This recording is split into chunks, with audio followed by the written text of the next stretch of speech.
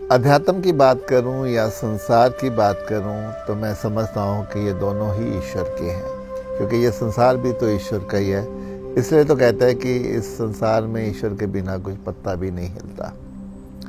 लेकिन जब हम संसार में होते हैं तब कहीं ना कहीं हमारा जो स्वार्थ है, हमारी जो लालसा है, अपनी सफलता के लिए, पैसे के लिए, अपनी ज़रूरतों के लिए, अपने सुख सुविधाओं के लिए हमें दूसरों से कुछ ना कुछ चाहिए होता है, क्योंकि यहाँ हम दूसरों पे निर्भर होते हैं। चाहे व्यवसाय हो या रिश्ते हो, हम दूसरों पे निर्भर करके चलते हैं। तो इसलिए जहाँ जहाँ हमें संसार में भांति भांति के लोग मिलते हैं, हम वैसे वैसे अपने आप को उनके सामने अलग अलग प्रस्तुत करते हैं। यानी हम बात कुछ और करते हैं लेकिन भीतर से कुछ और सोच रहे होते हैं। हम होते कुछ और है लेकिन हम दिखाते कुछ और है कि हम ये हैं।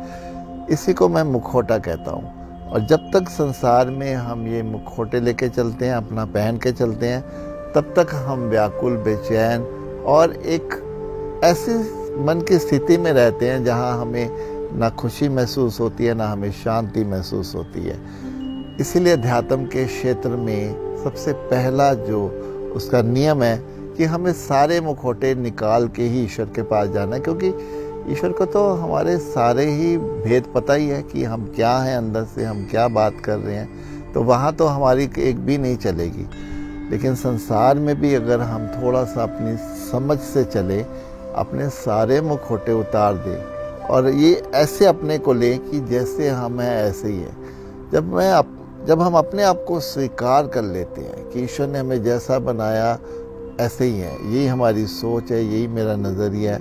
हाँ, अगर इतना ही हम स्वीकार कर लेंगे अपने आप में, तो यकीन मानिए हमारी ही सोच, हमारा ही नज़रिया फिर ऊंचा होता चला जाता है। फिर लोग भी हमें वैसे ही लेते हैं अपने जीवन में, वो वैसे ही हमारी ओर आकर्षित होते हैं। तो आकर्षण के लिए किसी मुखौटे की ज़रूरत नहीं, बल्कि अपने आप को सिर्फ हमने सरल करना है, नेचुरल दिखाना है, जैसे हमें वैसे ही दिखाना है।